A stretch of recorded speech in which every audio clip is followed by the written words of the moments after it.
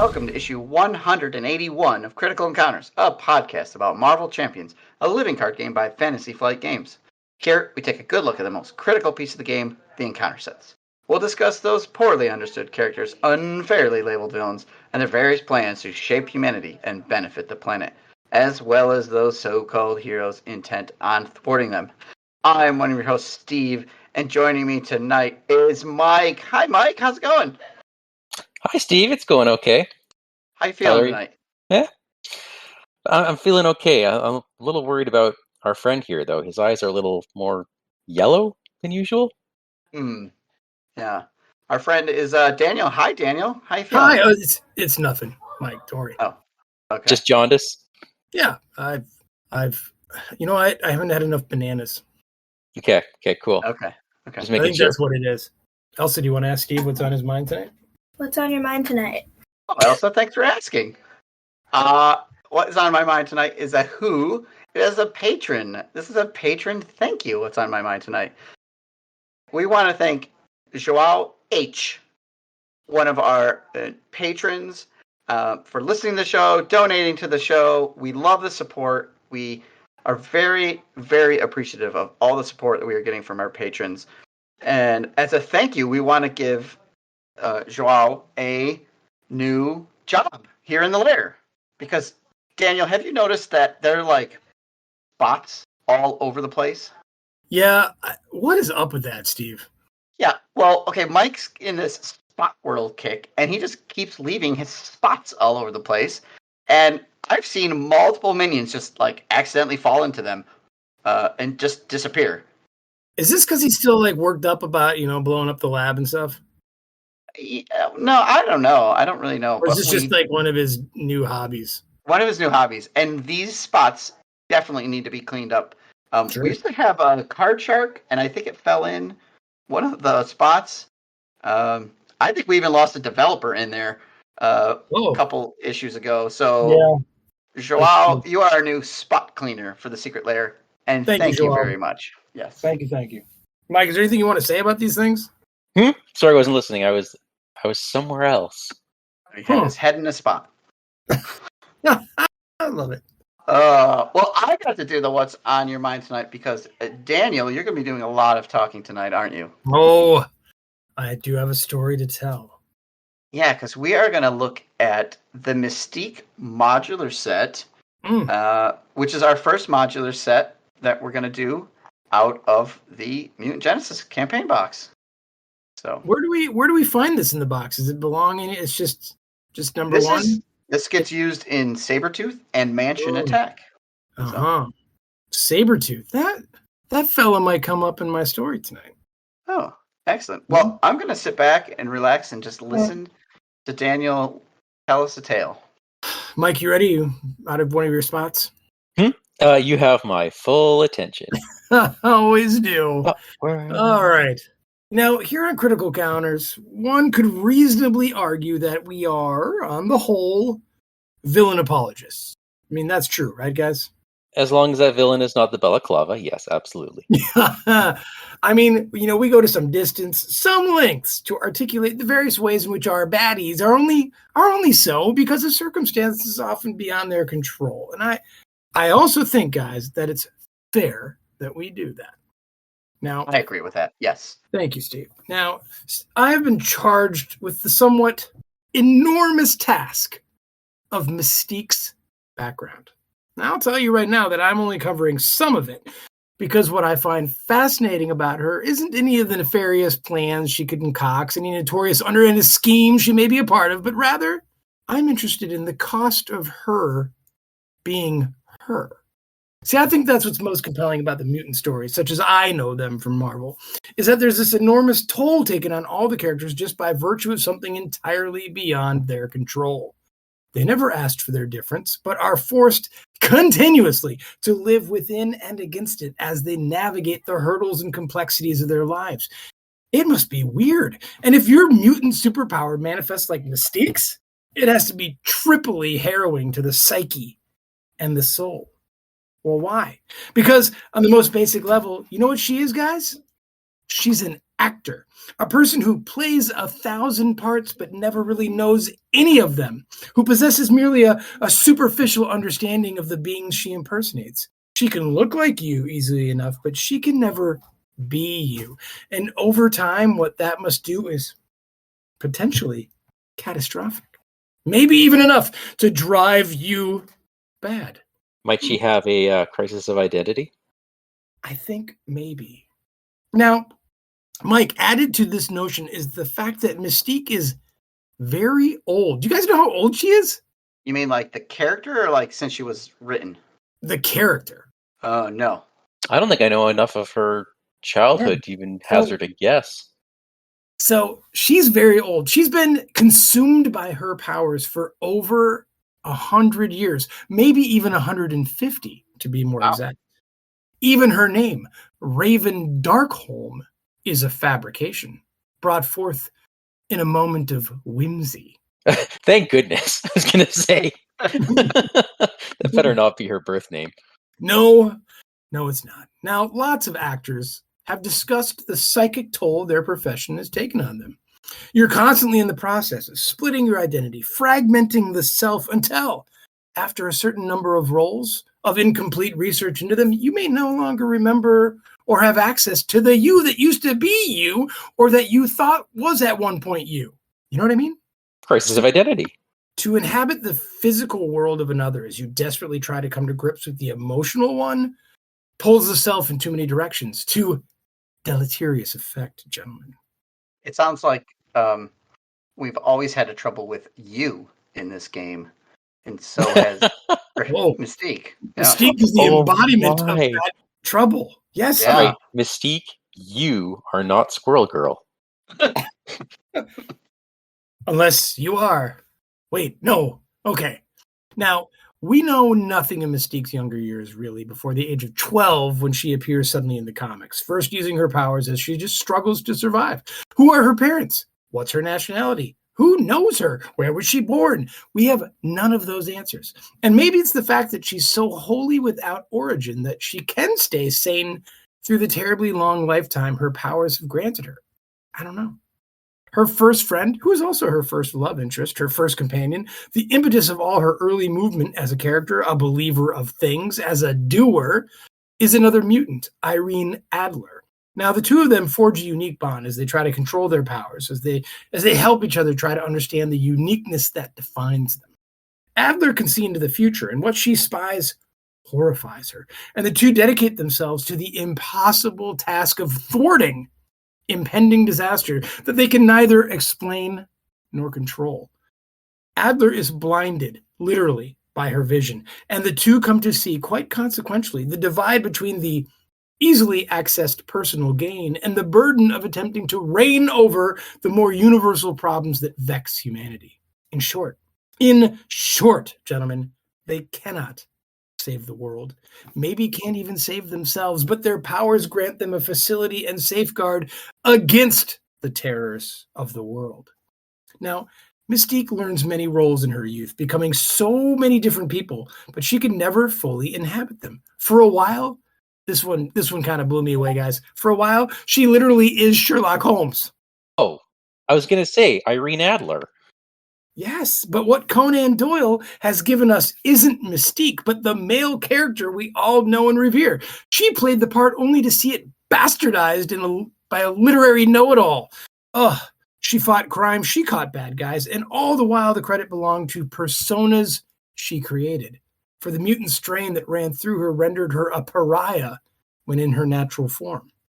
Now this tears at her, guys, and it becomes hard to know whom to trust. Now without Adler, she becomes unmoored, untethered to a moral compass, and sees, maybe selfishly, maybe not, that her choice is really only to rely on her own self, her own cunning, her ability to become the other. And it's how she stays alive. She meets Wolverine in the Mexican desert, and the two escape a firing squad, yet she betrays him for fear that he may be just like the others, the ones who call her a witch, who hunt her down. So many things have taken her down the path to leads her to where she is in our game, here in the Sabretooth scenario. And note again that she is merely a modular, a side character. Victor Creed, aka Sabretooth, He understood her and they fell in love. It was a brief affair and came out during one of Mystique's many confrontations with her moral understanding of her universe and her part in it. And in this short-lived dalliance yielded to her a son, one who grew to despise his own mother, to work towards her destruction, yet another who sought only to vilify her. Where do you turn when the world is against you? Yet you possess the power to assume the identity of anyone in it. You turn inward, into your fractured self, into the cracked mirror that you've become, and you stare at that fragmented self reflected back at you, and at which you can no longer see just how to put back together. Now, we'll have lots more to say in the future about Mystique. Probably things that, actually relate to this game and generally to her backstory. She's Rogue's nemesis. And so someone will take on the story of that fraught relationship as they explore Mystique's story, which is closer to us in Marvel comic time. Now, tonight, guys, I just wanted to consider what it would be like to be her, which really means what it's like not being her. Now, that's my story, fellas. I know I didn't touch much in the comics and the stories themselves, but the Nerdiverse already knows that stuff. I wanted to focus my lens on what I considered most compelling to me about her identity. I read a lot about her, and there's the usual amount of bananas and crazy, and yeah, she's pretty villainous most of the time, but I think it really does come at a cost. I like her, though. I like her a lot, and she deserves to be a more major player in our game, damn it. Anyway, Mystique Part 2 to follow soon, folks, so stay tuned. Oh, that was excellent. Yeah. I really enjoyed that. Was it true? All of it. Okay, cool. Well, Just making sure. define true. There are facts within what I explore here, yes. Okay, cool. So Irene Adler, Sabretooth, she had a kid, she was Sherlock Holmes. Who's her kid? Oh, I think his name's Nightcrawler. Is it really? Isn't it? I don't know. I don't know my mutants. I don't think he has any mutant powers. Now, there is some kind of something about Nightcrawler in some story about her that I thought that they were lovers, though. Nightcrawler is, but that might not be the kid you were talking about. Maybe she is more. I've only discovered that she had a single child who did not have mutant powers and hated his mom for hers. With Sabretooth. Sabretooth. Okay, yes. No. So Nightcrawler is the son of Mystique and Azazel. So yeah. It's different dad. Okay. Still, yeah, I think the exploration of the self with her and all of the fractured identity is very interesting and compelling. And I agree, we need a more than just a modular set for her. So yeah. But maybe, I guess we have 2 sets for her, but we could stand to have a third. Yeah. We'll have to see. Do these cards touch on what you talked about, Daniel? I doubt it. I bet it's more about how she's a bad guy. Probably. Well, should we take a look at them then, or is there more to say? Yeah. Sure. No, well, I just think about like actors in general, and a lot of times people will talk about when they really meet an actor, they think they're kind of loony, and like I sometimes wonder how they couldn't be, right? Yeah. Their actual person self is just this celebrity rich person who already doesn't make sense to the rest of humanity and is kind of on the outside because, they can't go shopping, they can't do anything. And then, their professional life is simply being other people, right? Yeah. Especially those goofy method actors. Oof, right? The Jared Leto's of the world. Yeah. Right? And I don't know. That's essentially what Mystique's been for 150 years. Right? Yeah, interesting how old she is, too. Yeah, an actor who gets actually kind of no credit for the roles she inhabits. So, and it would be, it'd be one thing if she could kind of dip into people and kind of also get into their brain, become their, understand their memories and their motivations and stuff. She can just look like people, right. And cause mayhem that way. And that's fine. But, it reminds me of kind of like, are you guys watching Secret Invasion? Yes. I've seen the first 2. Well, like the whole Skrull thing, right? Like they sort of have a similar issue where they can look like people, but until recently they weren't able to access like who that person was. Or could they always? Could they always inhabit? They have like the machines that help now them they have do the machine it. that does it, right? Yeah. They used to be able to just look like you, right? Yeah, and I wonder in that show, we're on a sidetrack here, but I wonder in that show if those machines are like little psyche magnetrons. They look like got, it, right? Yeah, like we got in the that one modular Nemesis set with the Kree. I can't think of who it was. Right. Well, you guys caught me monologuing. Yeah, awesome. Well, let's look at some cards then. Let me tell you about the woman of the hour here. Mystique is a unique minion with Star Scheme and Star Attack, 9 health. Yeah. She's Brotherhood of Mutants and Elite traded. She's Toughness. Players cannot attack the villain. And her stars are, her scheme is equal to the villain's scheme and her attack is equal to the villain's attack. And she has 3 boost icons, as she should. She is one of the most powerful minions we have in the game. And this card doesn't answer the question, who is she? Nope. No, she's whoever she's portraying. So, you know, what I wish she did was get passed around the table and become like the strongest character in front of whoever she's with. Right. That could be kind of funny. Yeah, I mean, taking on the role of the villain, however, and then preventing all players from attacking the villain. So she's guard for everyone at the table. Yeah. Yeah, it'd be interesting if like her hit points also matched that or something like that. But, oh god, it could be a lot of or scaled per player or something. I have found that, I mean, this card is a good card for the villain. Like it is. It can be very frustrating as a player when Mystique comes out. Like she can just mess your game up really good. And I've never played a game with her where that other card from maybe, I don't know what set it's from, but the one that gives a minion 5 hit points. Oh, that's in the Brotherhood set. Yeah. Yeah. Oh, which is also with Sabretooth, right? Like I feel like she always has 14 hit points. Correct. You're talking about the Homo Superior attachment. Yes, that's it. Yes. That's it. Yes. Yeah. She always has 14 hit points. And so, yeah, I think she's great. I'll echo all of that and add a couple points. First, theme home run, right? You can't. It's not that you can't attack the villain; it's that you think she's the villain. Yeah, you think you are attacking the villain, but you're not. It's her. Yeah. Yeah. Perhaps if they really wanted to go, like, knock it out of the park, they would have been like the actual villain schemes or something like that. Mystique is the villain, while the other one just goes and schemes and does their thing. But the other thing I like about this card is that it doubles down on what the villain does. Like if you have a high scheming villain and they both end up scheming, that's crazy. Yeah. You have one of these 4 attack villains. Now you're dealing with 2 of those. Yeah, it's good.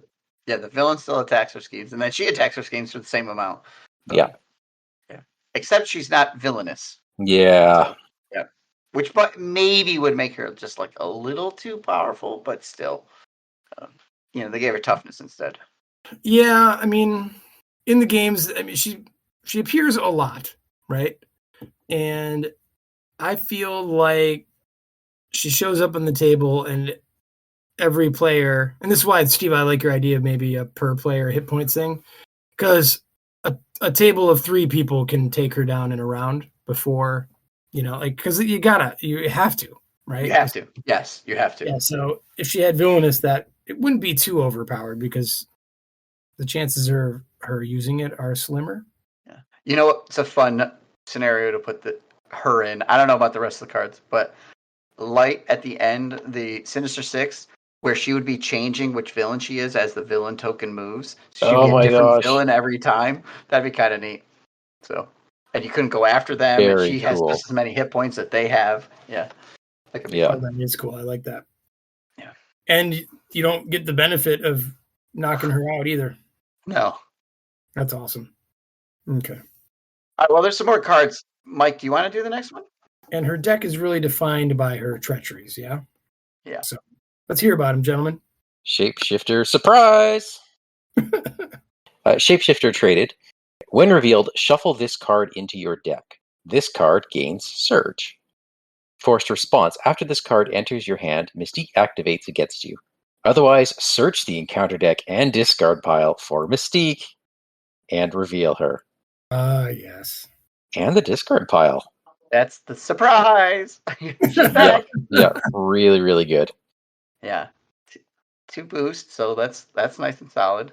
This is a non-bow in Mysterio, however, because of the timing. Mysterio is like a forced interrupt, which it gets put down, and then this is the response, so it never enters your hand.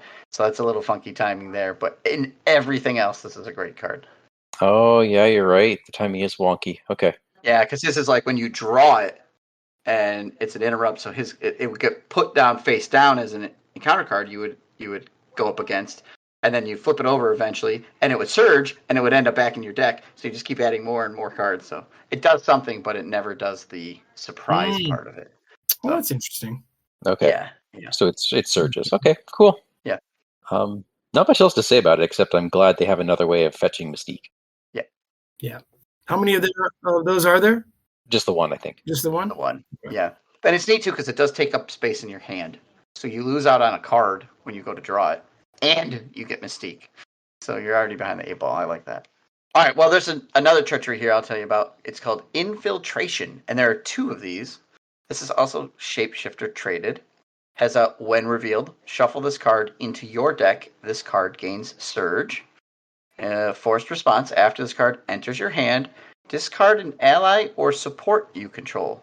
You may discard this card from your hand at the end of the player phase, like any other card, with 1 boost icon. Woohoo, hey? Yeah. Another theme win. Yeah, she's like taking something out because you don't know it's her. And Oh my god, I'm not... that wasn't Bruno. That was Mystique. and it's taking up a spot in your hand, right? Yep. Why is there not the little parenthetical for Shapeshifter Surprise? Does it stay in your deck? No, there's just not enough room on the card. But the intent is you also pitch that back into the encounter, right? Yeah, at the end of your turn, either one of Shapeshifter Surprise or Infiltration, you can discard from your hand at the end of the player phase like any other card. You could also discard them for other effects, maybe, that are like discard a random card from your hand or something along those lines, but it doesn't generate resources. It sits in your hand. So, yeah. Hey, would there ever be a reason to keep these cards in your hand? No. I mean, I guess if you don't want them going back in the encounter deck. Yeah. Right? I mean... They don't have icons on them, so you can't pitch them for resources. Yeah. No. There are a couple cards where they are useful. Like anything that says draw 2 cards, pitch 1. Was it like the Champions card? The Champions Mobile Bunker, for example. Yeah. Stuff like that works, but otherwise, yeah, they're dead. But they're also not taking your things away. Yeah, but... Yeah. But you have a hand size. You have less things. things. Reduced by 1. Yeah. I think that's great. Players should just hold on to them. Yeah, that is, you're saving your pro play. Like if you're on the table with Iron Man and he's trying to get himself set up, hold this for him for a bit. Okay, so here's a trick I guess you could do. You've just defeated Mystique, or you've just drawn Shapeshifter Surprise. It went and fetched Mystique. Mystique comes out, so now you have to kill Mystique, and the encounter deck's about to reset, so you hold on to Shapeshifter Surprise until the deck resets, so it doesn't go back in the deck, so there aren't like 2 of them, right? Like you wait to discard it, so it's the first card in the discard pile. I mean, maybe that's a sort of tactic you could use just to prevent it from being in the deck, but it seems like a lot of work. Yeah, someone should totally do that. I'll do it next time we play her. Okay, great. A so-called hero. I'll just keep holding Infiltration and Shapeshifter Surprise till I'm drawing 2 cards. Can you thwart for 2, Daniel? No. My hand size is reduced by 3 because I'm holding on to all these cards. I could if you give me your helicarrier. All right. As we all know, these modulars come with their own scheme, the own thing they're trying to do. Did you guys know that Mystique's shapeshifting makes her all manner of trouble? I did know that. Yeah. Seems kind of obvious. Now, her side scheme is called Metaphoric Mayhem. No. Isn't that metamorphic? Oh, yeah. I was going to make a kind of it's like not very metaphorical. She really is. Oh, yeah. Okay. Mayhem-y, right? Metamorphic mayhem. Thanks, Steve. Okay. Hey, I don't get to correct people often when it comes to this kind of thing. I'm taking my chance. I'm glad that you did it. Okay. Reading is hard. All right. So, metamorphic mayhem. When defeated, The player who defeated this scheme shuffles each shapeshifter card from the encounter discard pile into their deck. Now, why would you defeat the thing? Because it does come with that +1 Amplify icon. the amplify icon, which I always think is a jet flying away. I know. Because it came in the box with the jet in it. Yeah. It's an X-Jet. The X-Jet. So. Yep. And it comes with just 3. No matter what, 3 threat. Yeah, I actually think that the heroes should leave it in play. Suffer the amplify icon because it's 3 boost icons. You don't want to be dealing with that 3 boost icon. Especially as I said a couple of weeks ago, I never remember the amplify icon, so it's not a big deal. True. You can game it, right? You can look in the discard pile and say, oh, there aren't any shapeshifter cards in here, so let's clear it. That kind of thing. It's a little disappointing that Mystique herself does not have the shapeshifter trait. Wouldn't it be better if it could shuffle her back? So, But it's shuffled into your deck. Yeah. oh, okay. Never mind. You're right. It doesn't work. I was just thinking back into the deck. Maybe I think you're hitting on something. Like maybe it shouldn't be shapeshifter. Maybe it should be a shapeshift card. Oh, yeah. A semantical issue, like metamorphic and metaphorical. By the way, it also comes with 3 not metaphorical boost icons. Also, it comes with a dry erase marker. Look at that art. Yeah, I see that. Oh my god, it is. So Yeah. what? All right, that's Is she taken from beating up a comic. teacher? Does anyone know what this is about? There's a tape dispenser right there, too. Just behind the boost icons. It's like your office There tape is. dispenser. Yeah. I don't know what that's Is she from. like robbing an Office Depot? Like, what's happening? Oh my god. That's so funny. All right, I need to know, like, because this comes from a comic. So Yeah. We'll have to do a little research. Listeners, if you know what art this is from, share it with us on our Please. Discord or Facebook page. because this is just too bizarre. Yeah. She's Huh. probably like infiltrated SHIELD or something, and there's like a SHIELD agent because she's kicking Nick Fury, it looks like, in her minion art. So then maybe, this is like some mook there in the his executive assistant she's beating up next. So. Yeah, jeez. It's just the guy taking notes on the whiteboard. At the front desk. All right, so this set seems pretty fun. Let's give it a rating. What do you guys think? It's a blast. A+ for me. Yeah, this is an A+. It's a great A+. set. Okay. Yep. Does it get an X rating for X-Men? Is that a thing? Well, X rating is a thing, Steve, but I don't think it's what we want this show to be about. Oh, that's 3 X's. But yeah, you're right. Okay. Yeah, I agree. I think this is a great set. Ton of fun. Put it in, play it. So. And it's you can really put it anywhere, with the exception, I guess, of Mysterio. But Mysterio's a little funky. It's one of those really good anywhere, highly adaptable, change the game kind of sets. Seems on theme. Highly adaptable. Yeah, love it. All right, Mike. How are the folks going to tell us where this art comes from?